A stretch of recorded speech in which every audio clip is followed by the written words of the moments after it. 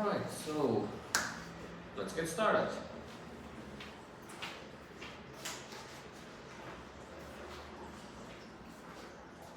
Please hold your phone or close the window as well. Thank you. Alright, so what do we study today? Places around a town or city. Places like Eczane. Do you know what is that in English? Pharmacy. Very good. We will first of all get a little bit hang of the vocabulary we need to talk about places around a city. Then we will study giving directions. So the objective goal of this class is to learn how to give directions. Alright? And we will study, of course, places in a town, around the town as well. Here we have a list. I'm sure you are familiar with all of these. Am I right? Let's start with chemists. Chemists. What is this place? Pharmacy. Very good. Chemist is, in other words, a pharmacy. It is, in other words, a pharmacy. Let's try to define chemist, alright, using an adjective clause, right? Like, for example, previously we talked about kitchen. How did we describe a kitchen? Kitchen is where you cook, right? So, kitchen is where you cook.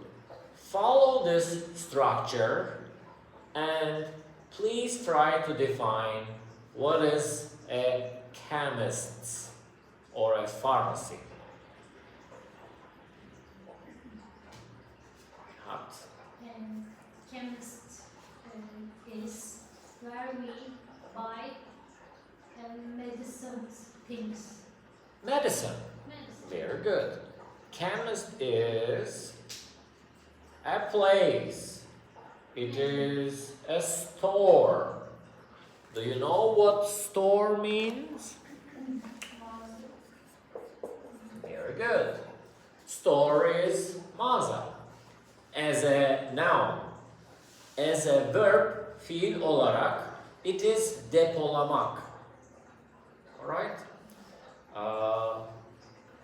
Chemist is a store where you buy medicine.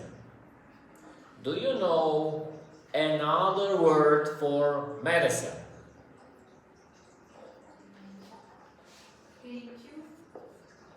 Come again? Painkiller is a type of medicine, ağrı kesici. Medicine, yes, is another word for drug. Yes, G is missing here.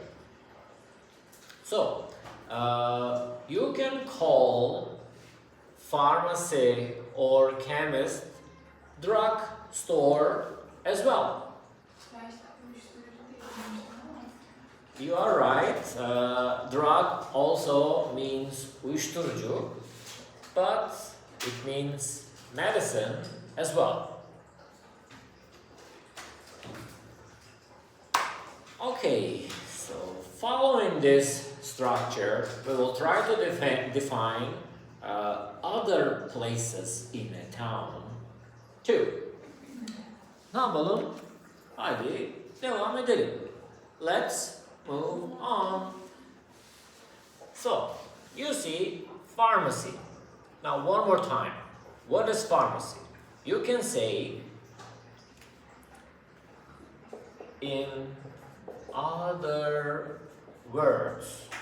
In other words, pharmacy is chemist.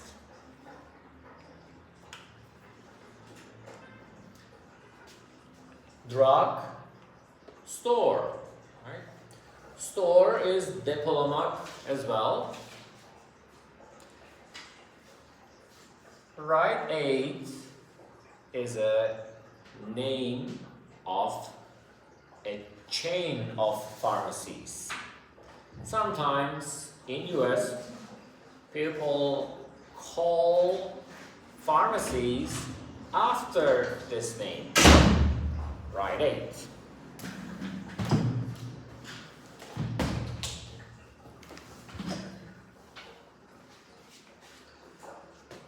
Okay, so bakery. You know bakery is fun, right? Now let's try to define what is a bakery. Would you like to give it a try? So, pharmacy is a store where you buy medicine. What is a bakery?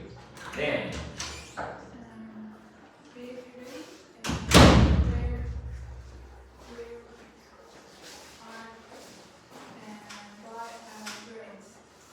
very good. Where I buy bread. You can use you as well, where you buy bread. Or where one buys, did you see? One buys bread. You see, bread shop is another word for bakery. What else can you buy here? Pasta. Bowl, you can buy pasta bowl as well. Bakery shop, you can call the same place. This is not a store, right? It's a department in a department store. Again, it is called bakery. What is a butcher then? Kasa. Butcher is a store where we buy, where you buy, yes please, where we buy meat. Butcher shop. Do you know this place? Library, right? What is a library? Rane. where we read a book or study or I don't know what means ödünç almak, but we ödünç almak. Okay, do you know what is ödünç almak?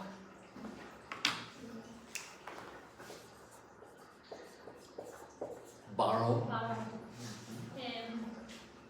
We borrow a book or other things. I don't know. Encyclopedia falan. Okay. Books and stuff, you can say. Books and stuff, such things. Right. Library is a store, shop. Can we say this? No, we can't. You don't buy books. It is not a store. It is not a shop. You borrow books. We can call this a place. Library is a place where you borrow books, read books, and study, maybe. Where is this library? In heykel. In Heykel. What is Heykel? It's a statue. But in our case, bu durumda heykel is an Center. area, neighborhood. Neighborhood, someone was saying, dediniz mi? Mahalle. Very good. Neighborhood, mahalle, area, bölge. It is central area, downtown of Bursa. In American English, downtown is used to mean center. Center of Bursa, downtown of Bursa. Right. So, library. You buy milk in a supermarket. You play football in a park. You eat lunch or dinner in a Coffee. Restaurant. restaurant. Very good. Restaurant. But we watched Friends, and Joey in the TV show Friends used a word like joint, right? So in daily casual English, sometimes restaurants are or cafeterias are referred to, coffee shops are referred to as joints. You eat lunch or dinner in a joint.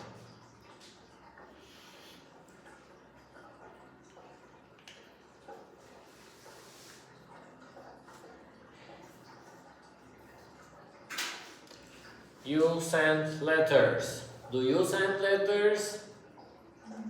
We don't send letters anymore. What do? Texting. We text, sometimes send mails, emails, but we don't send letters anymore.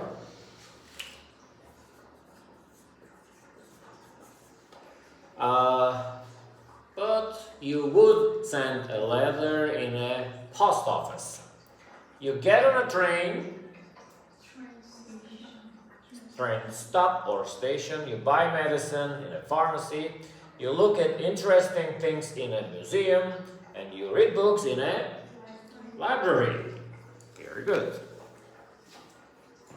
So, do you know what is I don't buy it in Turkish?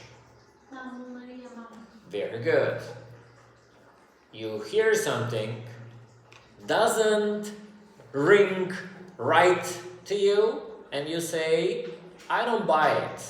Doesn't sound right, doesn't ring right to you, and you can say, I don't buy it.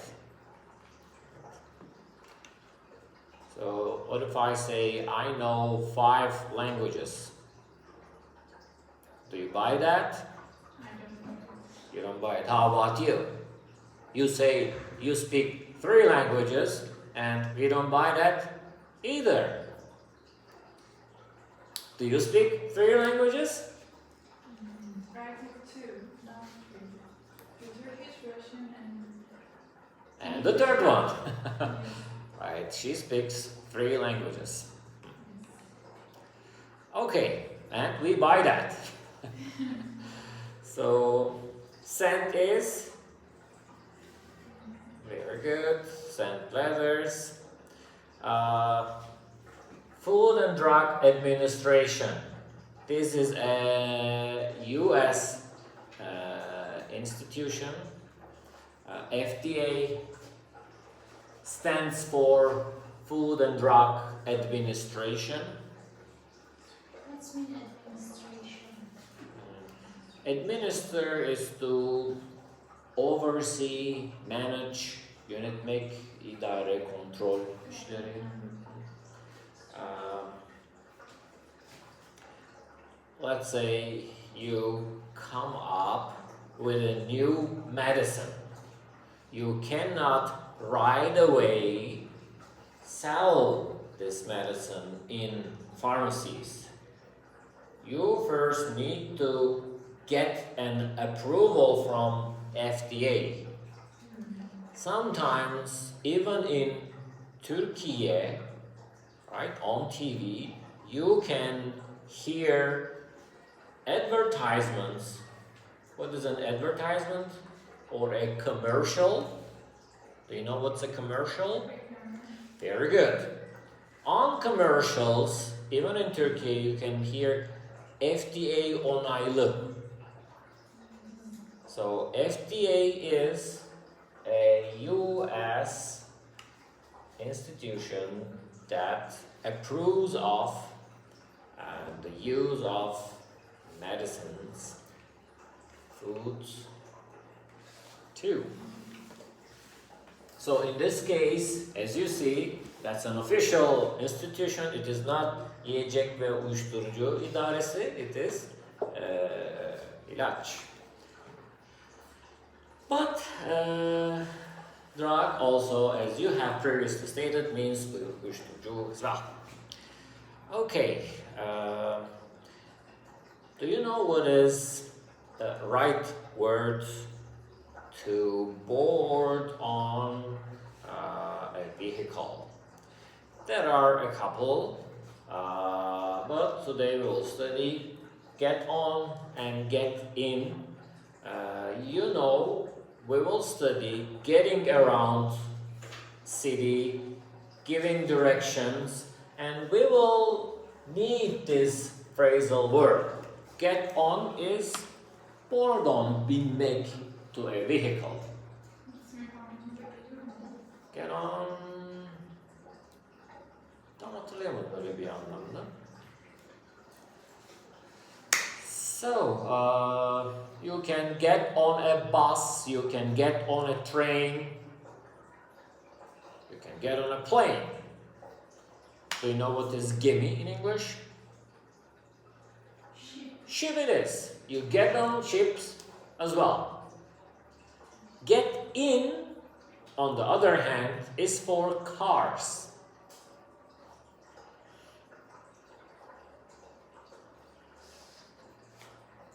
You get in a car, get on a bus.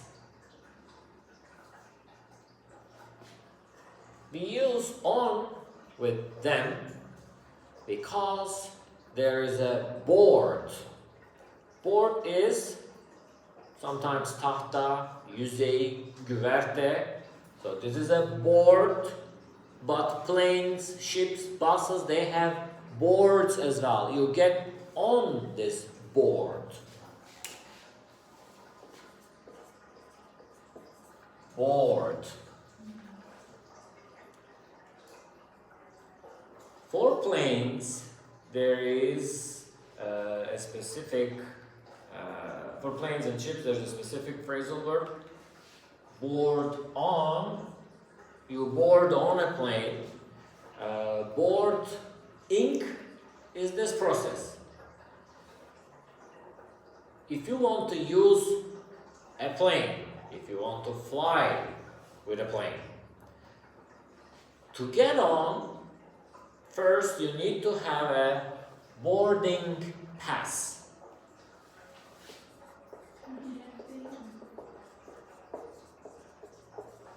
Come again? Ticket is something else.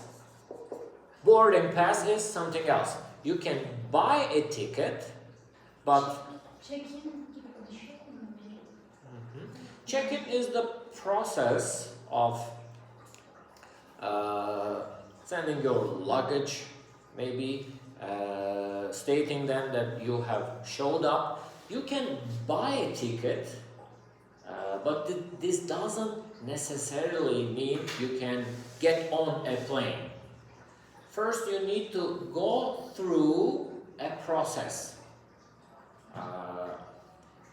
They check if you are safe, if you carry something dangerous.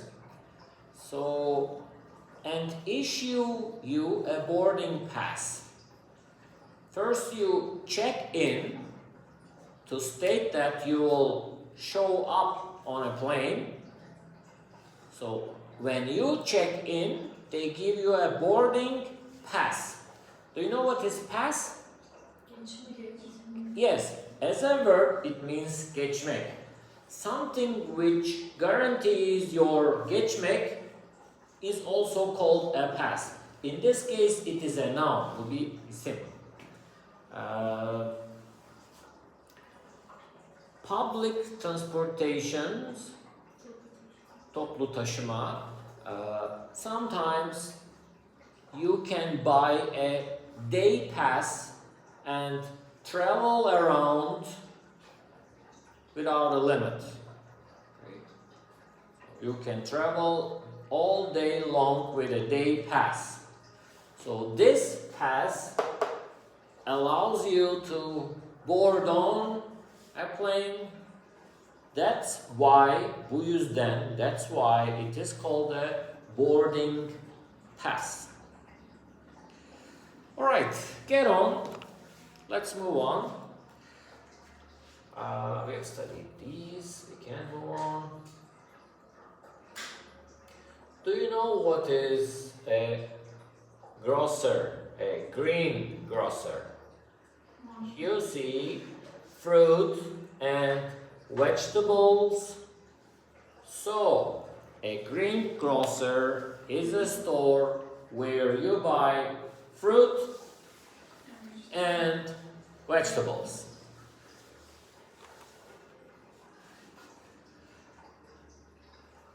This is a department store. Previously, there was an image here. You see bakery. It's a department where you buy bread.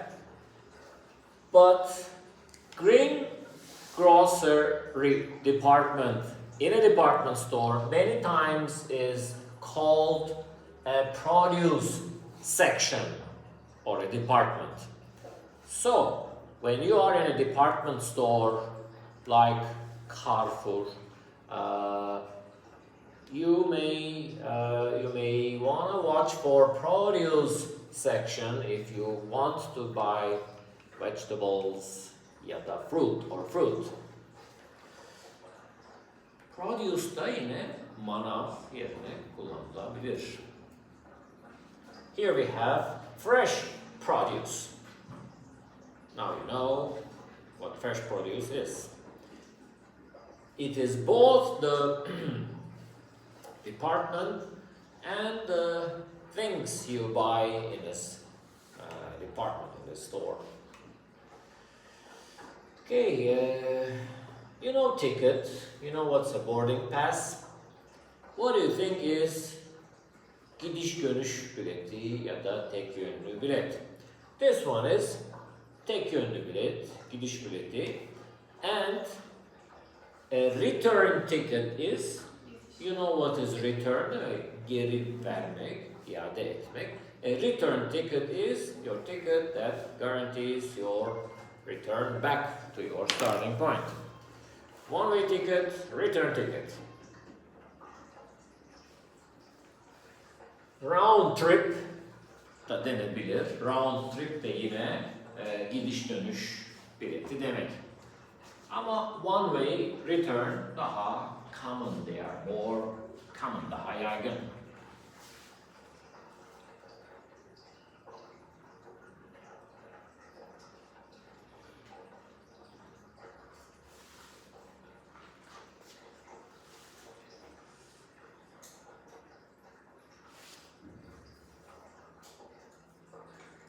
Alright, where can you hear these sentences? Please be quiet in here. People are reading. Where are you if you hear this sentence? You're in a library. Very good. Can I change these dollars for pounds? Very good. Who knows what is a pound? Neither pound? English? Money. Very good. Wasn't English money sterling? Sterling değil miydi? You're right. The full name is sterling pounds. Tam adı sterling pound. But many times people use pounds. Pound, in fact, is a weighing measure unit. Yani ağırlık ölçme birimi, pound. It is something like 400 grams. Do you know your way? Your way ağırlığınızı biliyor musunuz? So double that in England. So in Turkey, let's say you are 50 kilograms. In UK, you are 100 pounds.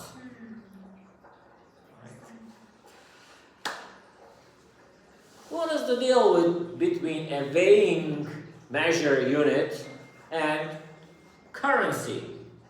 Currency. Instead of money, Turkish money, you can use Turkish currency. English money, English currency. What is the deal between a weighing unit and English money, English currency? What's mean currency? Currency, para birimi.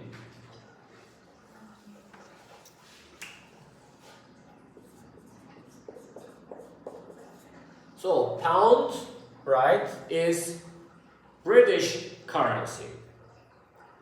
Ama ağırlıkla ne alakası var? Sterling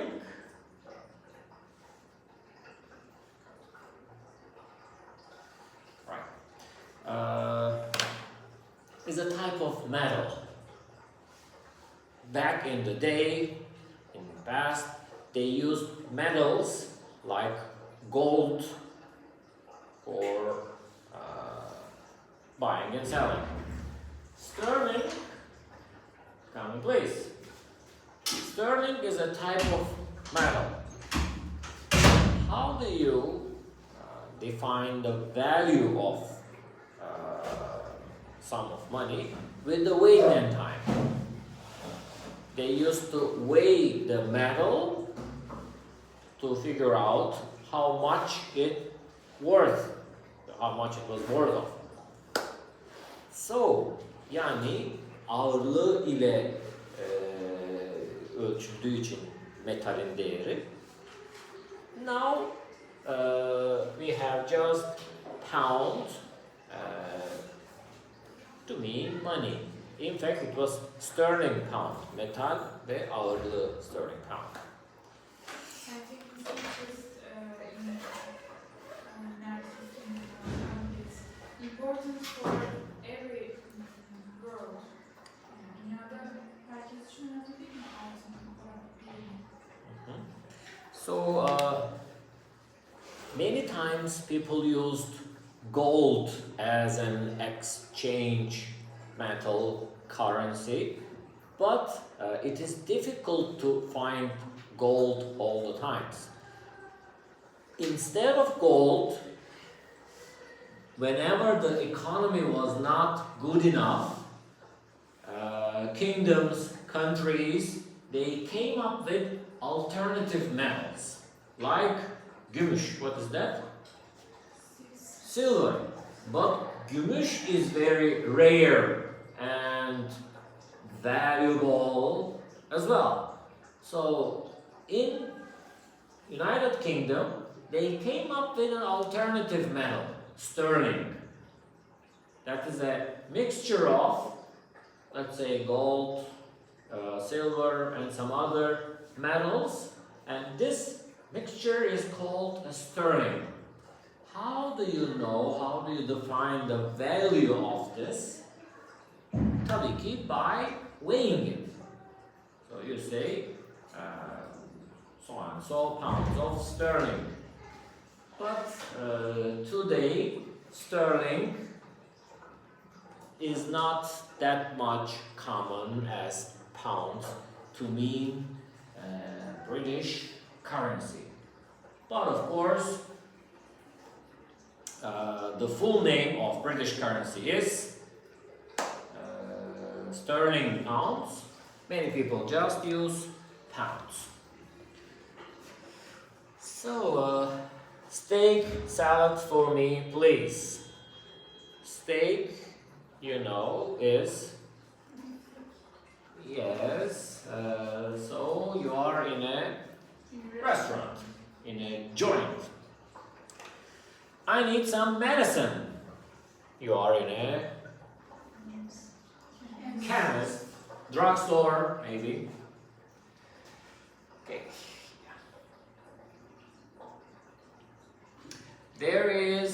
There are, I believe you are familiar with them.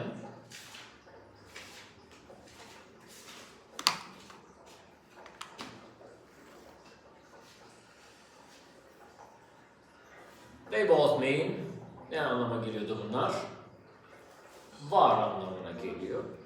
Bakalım şimdi, a park called Window of the World. There is or there are. Which one sounds better? Hangisi daha iyi kulağa geliyor sizce? There is. Neden? Çünkü it is a park. One park. There any fun activities are there? It's a question. But there any people living in the park? You know, people is the plural form of neyin çoğulu people? Yes. Person, teki, people, insanlar, çoğul. So, there are.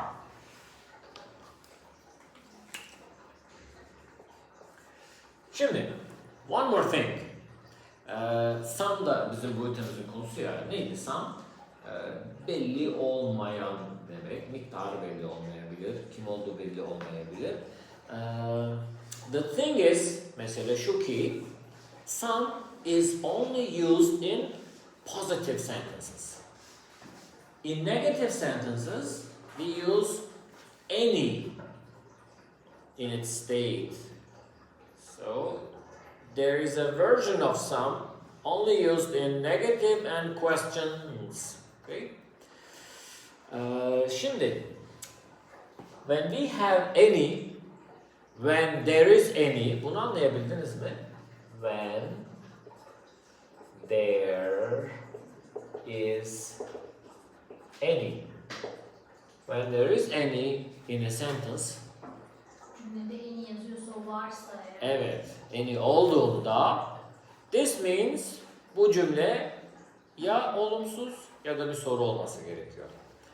Burada bir soru işareti olmadığına göre there aren't yapalım bunu. Çünkü any var. There aren't any people living in the park. Any hiç kelimesine karşılık geliyor. There aren't any, hiç yok. Bir miktar var olsa there is, there are some diyebilirdik.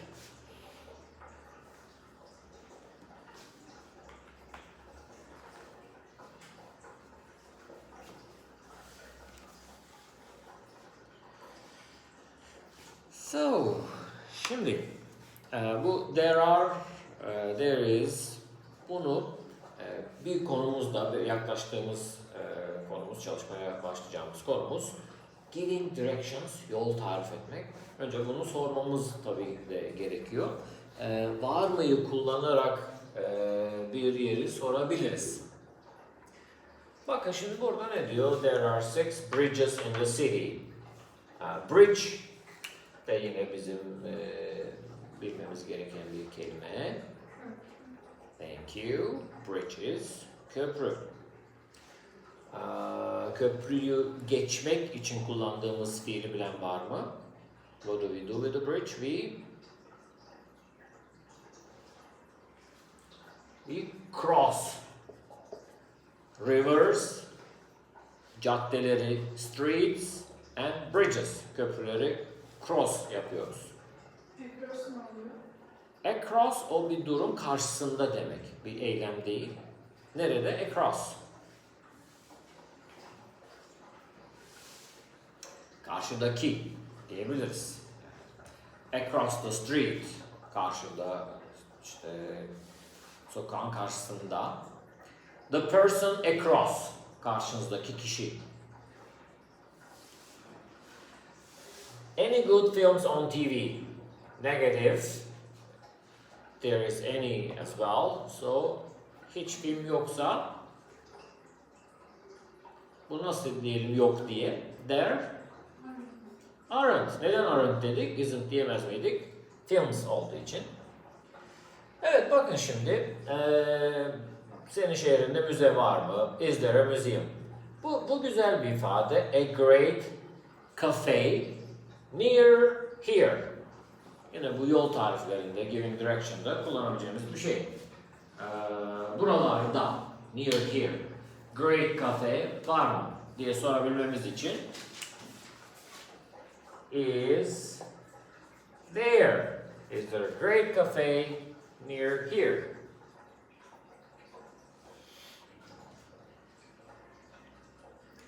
Burada shops olduğu için ve any ve soru işareti olduğu için bunu are yapalım.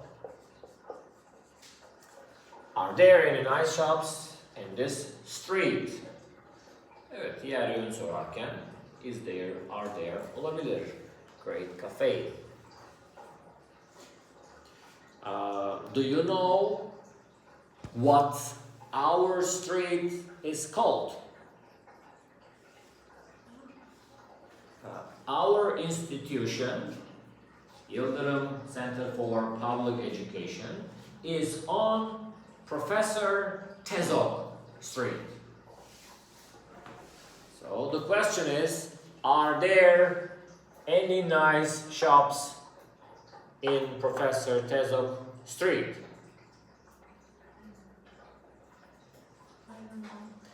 I don't know. Çok güzel. Başka ne diyebiliriz? Maybe diyebiliriz, evet. Bilmediğimizi belki var, ben bilmiyorum anlamında daha önce de çalışmıştık. Not that I know of. Not that I know of. Bu böyle o şeylerden benim bildiğim kadarıyla yok gibi. Not that I know of. Böyle oluyor. Ama bu ne demek? Belki de var, ben bilmiyorum. Not that I know of. Peki ben nereden bileyim? Nasıl diyorduk? Friends'ten hatırlayan var mı? Who knows? Bilmiyorum. Who knows ya da how should I know? How should I know? Nasıl bilmiyorum. Ben nereden bileyim?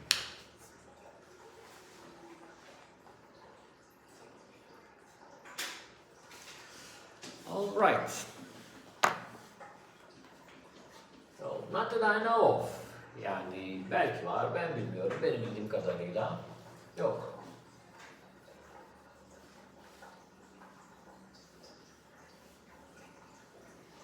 Evet, köprüyü ne yapıyorduk? You cross. You cross the bridge. Ben küstüm ya da biz küsüz demek için yine cross kullanıyorlar. I'm cross with you. I am cross with you. Nasıl? Mad, böyle çok sinirlenmek gibi o anlamda kullanılabilir ama küsmenin karşılığı bu. Offense, don't. No offense, kırılma ama gibi bir şey. Okay. Offense biraz daha böyle saldırı şey yani seni saldırı gibi algılama bunu. Evet. Ama doğrudan hani çocukça küstüm ben'in karşılığı bu. I'm cross. We are cross mesela çocuklar diyebilir böyle biz küsüz.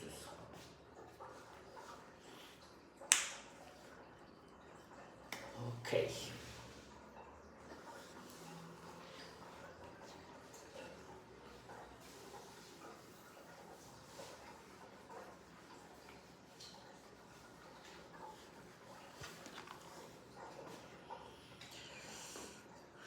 Do you know this area?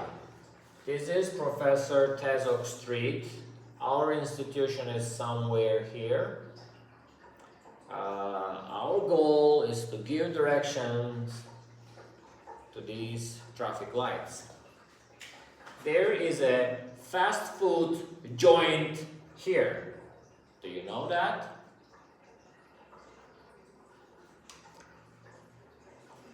You're not familiar with our street? Do you know who is Professor Tezo? By the way, I hear it, but I don't remember right now. you hear him a lot. Yes. To my knowledge, he was the first rector of Uludağ University. All right. Şimdi, fast food restaurant, fast food joint. Right? You can use joint as well. We are here. There is a fast food joint here. Do you know this place? Yes. Very good. Köfteci Yusuf. Now we will try to give directions to Köfteci Yusuf. But we first need to know a couple of words, or phrases. They say this is the best meatball joint in the world. It is amazing, budget friendly, thrifty as well. One more time. People say this is the best. The one that is close to our center is the best meatball joint in the world. They say this. Siz ne diyorsunuz peki böyle bir iddia karşısında? Yeah. Like that. To express, to mean you don't believe. What can you say in daily casual English? I don't buy it. Right.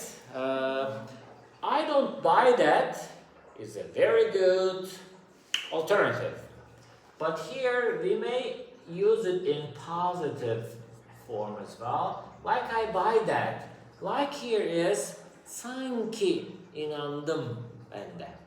Like I buy that. To mean I don't buy it, we can use like I buy that. In other words, I don't buy it.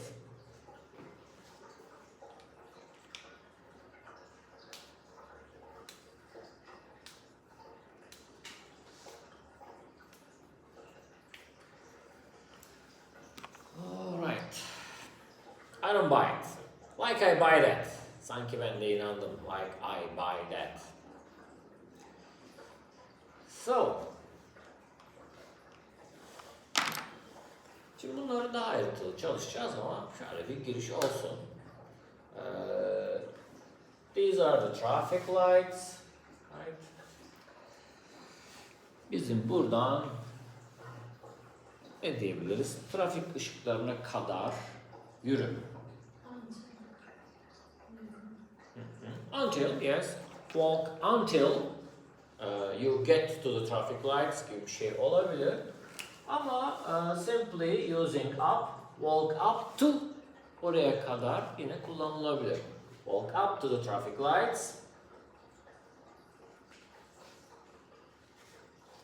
Şimdi get bir yere varmak. Get to the traffic lights, trafik ışıklarına varmaktan bahsediyor. Biz onu vardığında haline getirebilmemiz için very good. When you get to the traffic lights, trafik ışıklarına vardığında ne yapabiliriz buradan? We walk up to the traffic lights, ışıklara kadar yürüdük. When you get to the traffic lights, buradan karşıya geçmemiz gerekiyor. Skip atlayabiliriz.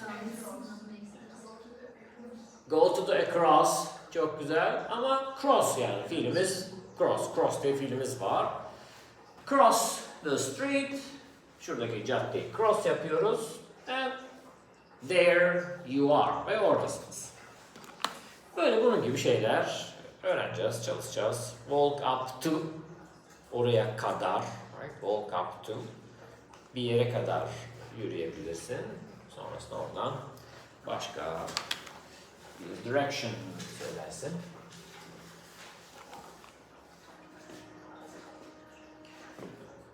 Okay, yeah.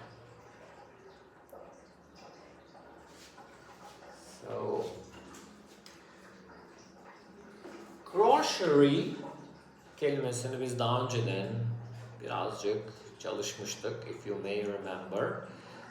Running errands kısmında biraz bahsetmiştik. Your daily routine içerisinde run errands, evimizin ev dışındaki ihtiyaçlarını halletmek için böyle bir örnek fiil var. Run errands şeklinde. Bu run errands günlük ya da işte bu ev ihtiyaçları grocery ile çok, yani en başında grocery geliyor. Grocery bir evin işte bütün ihtiyaçları için böyle genel bir anlam kazandı son yıllarda. Grocery mesela mutfak ihtiyaçları, food bunun içine giriyor grocery.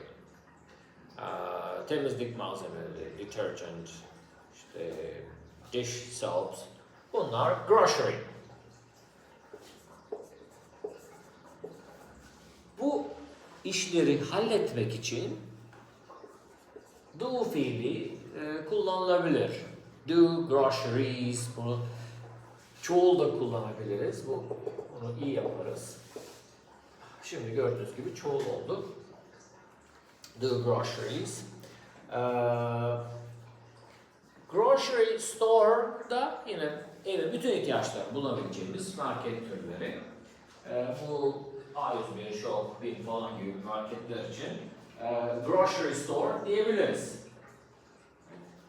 Ama onlar biraz daha böyle budget grocery store, daha böyle bütçe dostu grocery stores klasmanındalar. Okay, yeah. Deli böyle daha çok meze, hazır işte işlenmiş etlerin falan filan hemen paketlenip alıp evde yiyebileceği türden mağazalara veriyor.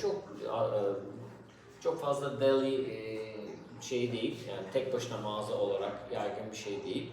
Çiğ köfteciler bir nebze yani deli kabul edilebilir. Ama şeylerde, department store'larda deli bölümleri oluyor. Is there a deli in Orta Bağlar, Yıldırım? Not that I know of. Ne demek bu? Belki var ama benim bildiğim kadarıyla yok. Not that I know of. How should I know? Bunu artık biliyoruz değil mi? Neler bileyim ben. Cool. Bakın bir department store ve bir deli section var burada. İşlenmiş etler, mezeler, hazır böyle alıp eve götürüp yenebilecek türden olan yiyeceklerin olduğu böyle yaygın dükkanlar var Amerika'da. Ama department store'larda da var. So, neymiş bu? Deli. A store where ready-to-eat food products, örnek veriyor, cooked meat, prepared salads, are sold. Bu pasif bir kullanım, böyle bir şey çalışmadık ama buraya where you can buy diye biz bunu daha basitleştirip kullanabiliriz. Yeah. Discount indirim demek. Bu A101 gibi şeyler için, marketler için. Discount store da kullanılıyor. Budget grocery store denilebilir. Evet, grocery bizim öğrenebileceğimiz türden bir kelime. Avrupa'da da Lidl çok yaygın, Aldi çok yaygın. Bizdekilerin karşılığı olarak ucuza işte grocery alabileceğimiz store'lar bunlar. So, bakın şimdi bu London's favorite, short for favorite, app for groceries on tap. Tap, dokunmatik ekranlarda şey için, tıklama için kullanılan kelime tap. Bilgisayar olsaydı bu click olacaktı. Mouse'daki click, dokunmatik ekranlarda tap oluyor. On tap bir tıkla, yani bir dokunma ile, yani çok yakınımızda gibi, ulaşımı kolay bir ifade. So, Londra'da ne varmış? Favori app neymiş? Niçin? For groceries. Yani süt ihtiyacınız oldu. O bir grocery. Deterjan, grocery. Hangisiymiş bu? Göremiyorsunuz ama görülüyor mu? No. Burada getir yazıyor. Orada da var. Yani orada da var. Neymiş bu? Grocery store on tap. Yani fiziksel bir store değil, on tap. Uygulama. Okay, yeah. Şimdi bazı prepositions of place çalışmamız gerekebilir. Bunların içerisinde bize tanıdık gelmeyen var mı? Behind. Arkasında. In front of. Önünde. Between vardı bir ara arasında. O daha önceden karşımıza çıkmıştı. Okay. Above bakın bir şeyin üzerinde değil. Tam üstünde olsa on. Ama arada bir mesafe olunca, mesela burada Atatürk'ün portresi bizim tahtanın above üzerinde. Okay. Burada da yine faydalı bazı phrasal verb'ler falan filan çalışacağız. Bunları birer birer üzerine geçeceğiz şimdi.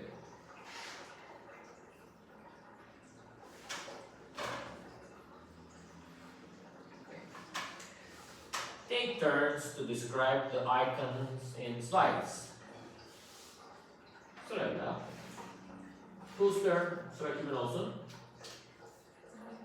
Not yours. Okay. So, what is this? We have options like turn left, roundabout. Okay. So, that is a roundabout. It has a couple of names in English. Do you remember what is ada? Land is toprak, ama ada is island. Right? And this is also a traffic island. Bu bir trafik arası. When you look at its shape, it kinda makes sense. Ne dedim ben? It kinda makes sense derken? Biraz mantıklı. Evet. Mantıklı gibi. So look at its shape. It looks like an island. So this a traffic island. Traffic island. So it kinda makes sense. Mantıklı gibi. Do you know what this is called in Bursa? Very good. Do you know why? Because of misunderstanding. Trafik adası was misunderstood as trafik babası. So in fact it is adası. Ama it caught on, yani tutulmuş. Now it is baba in Bursa.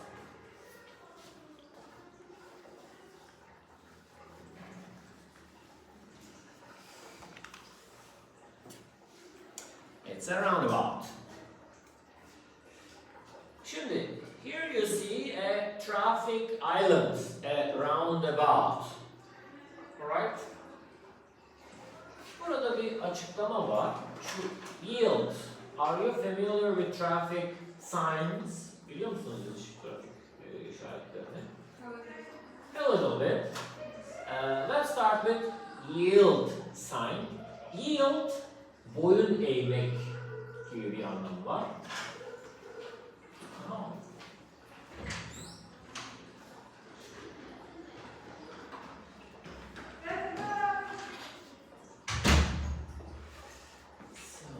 Şimdi, this is a traffic island and this sign says right of way is not yours.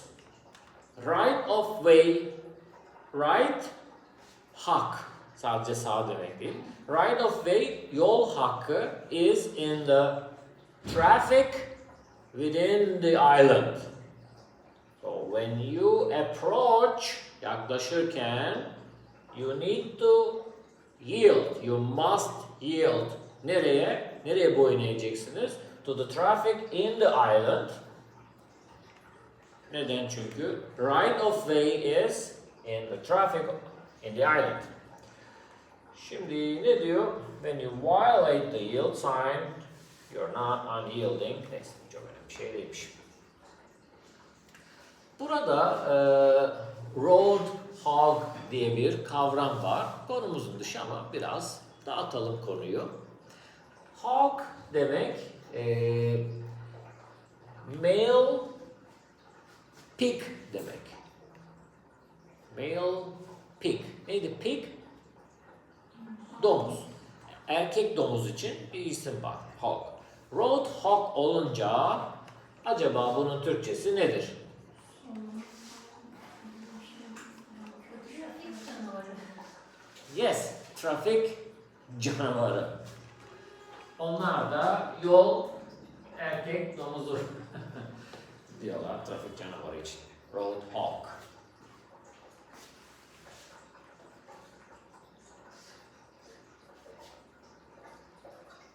When you violate the right of way in traffic, you become a road hog. Trafik magandası pes dedirtti. So, ne görüyoruz burada? A feet, ayak görüyoruz. Kimin? Of a road hog. Of a road hog. Hog neymiş? Male pig. Şimdi burada bunlara bakalım. There are two buildings ve bunlar birbirlerinin yanındalar. Burada da next to var, bunu anlatan. Bu ne anlama geliyor? Traffic light. Very good.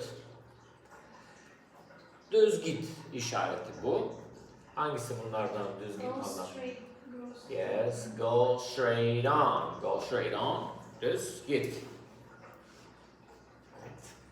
But we will study a couple of alternatives. Like go straight ahead. Hadi bakalım hatırlayalım.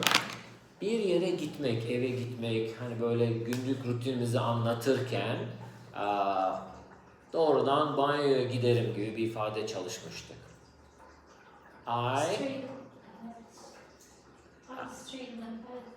Straight o doğrudan kısmı ama gitme kısmı için head'i kullanıyoruz. Head straight to the bathroom. So head nereye doğru yol alıyorsun gibi bir ifade. Where are you headed? Nereye gidiyorsun? Where are you going? ile aynı şey.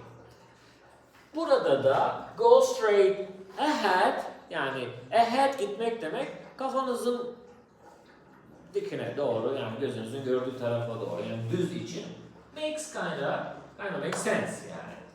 Ahead. Go straight ahead. Go down da çok yaygın.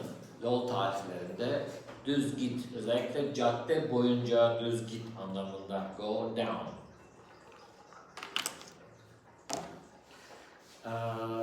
Bu trafik kapı numaralarının büyüyüp küçülmesine göre değişiyor bu aslında. Yani numaraların küçüldüğü tarafa doğru dümdüz git demek istiyorlarsa go down the street diyorlar.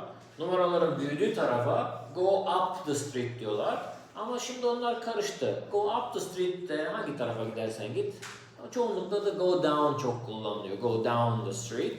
Ne demek bu? Cadde boyunca düz git. Go down. Koridor için de bu kullanılıyor. Koridorun sonu derken down the corridor. Do you know another word for corridor? There is a shorter version. Daha kısa bir versiyonu da var. Hall it is. Yes, down the hall. Right. Koridorun sonunda, ilerisinde falan filan gibi. Down the hall, down the corridor ya da down the street.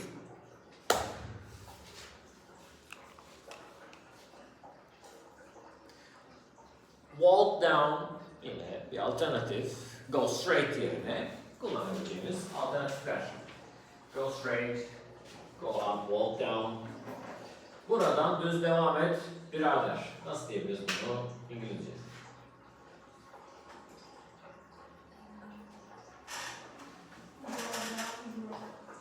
Very good. Go down the road olabilir. Go straight ahead olabilir. Sür de diyebiliriz. Drive straight ahead diyebiliriz. Birader? Bro. Okay. Bu da turn right ve turn left de var. Turn the page. Bunu çok kullanmıyoruz ama kitap kullanmadığımız için bu sayfayı çevir. Evet, turn page.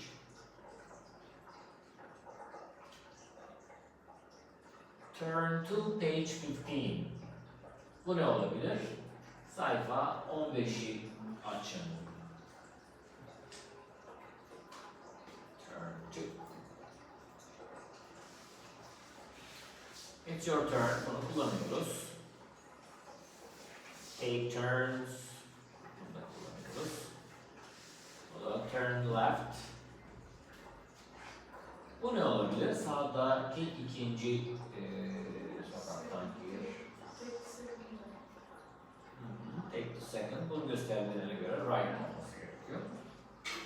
Üçüncü olsaydı first, second, third. Hangi fiille collocate edilmiş? Take. Take the second right ya da left. Bu make ile de kullanılabiliyor. Make a right. Ama daha çok araba sürenler için oluyor. Yürüyenler için take. Ama yani böyle bir kesin kural da yok. Make de bir alternatif. Make a right, sağa dön. Make the second right olabilir. Burada take kullanmış, biraz daha yaygın. Okay. Burada bir bina var. Yanından geçip giden birileri var. Önünden geç git. Go past. Harika. Go past.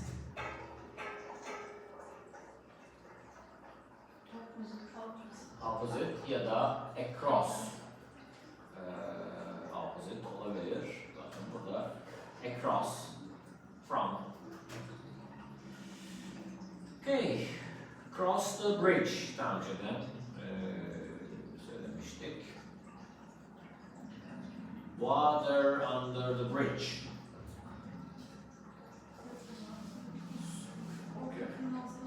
Çok sular geçti, evet. Çok değişti ya da o kızgınlık geçti artık. We are not cross anymore. Water under the bridge.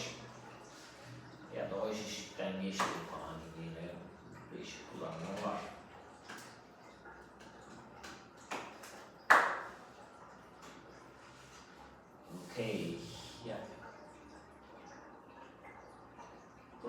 için yeni olabilecek. Cross var. On the corner of. Şimdi diyelim ki iki cadde var. Burada Profesör Tezek var. Aşağıda Eğitimciler Caddesi var. Onun köşesinde demek isterken on the corner of Profesör Tezok and Eğitimciler Street diyebiliriz.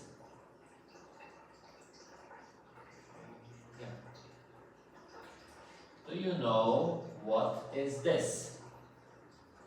Shop. Diyelim ki, let's say, you're talking to someone, biriyle konuşuyorsunuz. Nasıl biri olsun bu? Türkçe bilmeyen biri olsun.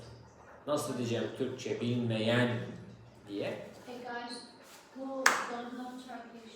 Very good. You speak to a guy who doesn't know Turkish, doesn't speak Turkish. What is shop?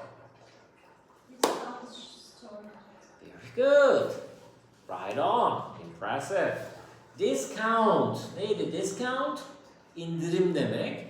Discount grocery store. Discount grocery store. Avrupa'dan biri olduğunu düşünürsek neye benzetebiliriz bunu? Like Aldi. Şimdi nerede bu grocery store? Bilen var mı? This is Professor Tezok Street. Çok yakın bize. It is very close, yes, to our center. Sadece ne yapmanız gerekiyor? Düz gideceksiniz. Sağınızda kalacak. Right? Burada yazılar tam okunmuyor ama just walk up this street. Ne demek walk up? Geç caddeyi yani Cro- yürüyerek. Cross değil, walk up, düz git demek. Just walk up. Sonra ne yapacağız? It is on your right. On your right. Sağında. Mümkün değil, onu miss yapma. Kaçırma, mümkün değil. Yani çok bariz, çok net. You can't miss it. Right? So, do you know this bridge? Does it look familiar to you?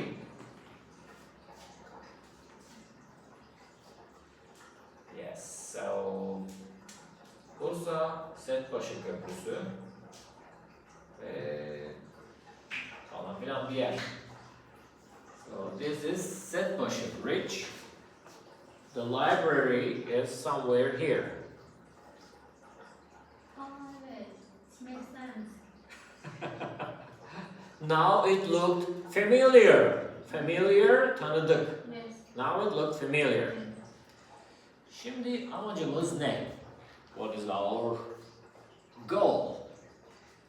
You are here. This is Atatürk Street, right? Can you orient yourself from here? Orient demek. Orient, güneşin doğduğu yer demek. Orient. Orient. Right. How do you write? Yes. Orient. Orient. This is a French word. Güneşin doğduğu yer. What is the Orient then? Orient nedir? Güneşin doğduğu yerse. Where sun rises demekse. Orient is Doğum. east. Very good. Do you know what is Oriental? Oriental diye bir kelime duydunuz mu hiç? Yes. It's dance type of that dancing. Yes, a type of dancer. Dancer. Yes. So why do you think they are called Oriental? Doğulu. Geleneği. Yes, Oriental doğulu demek. Evet. Are you doğulu? So in French you are Oriental if you are. So şimdi Orient demek güneşin doğduğu tarafı kestirip nerede olduğunuzu bilebilmek demek. Let's say you are here. Can you orient yourself? Yani nereye gideceğinizi buradan bilebilir misiniz? Do you know this place? Atatürk Street. This is what mosque? Yes, Ulu Cami. Uh-huh. The question is, can you give directions from this spot to the library? Walk up street and it's on your left. Very good. Walk up the street, it's on your left. Ama ne yapalım? Let's give some more details. Daha fazla detail vermeye çalışalım. Neden olmasın? Walk up the street and pass the Tayyare Kültür Merkezi. Don't stop and keep going. Good. Keep going. Harika. Very good. And walk up the lights, Wow. Walk up the traffic lights. traffic lights, Harika. You're doing great. and I can't remember.